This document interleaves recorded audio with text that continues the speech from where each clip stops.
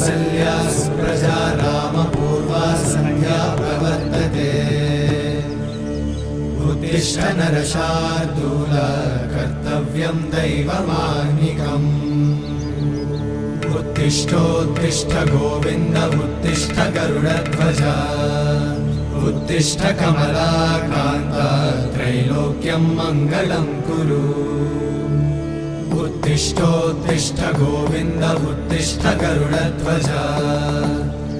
उत्तिष्ठ कमलाकान्त त्रैलोक्यं मङ्गलं कुरु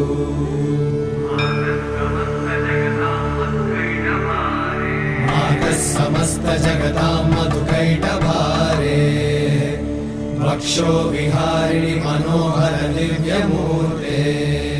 श्रीस्वामि निश्चित जनप्रिय दानशीले श्रीवेङ्कटेश दयिते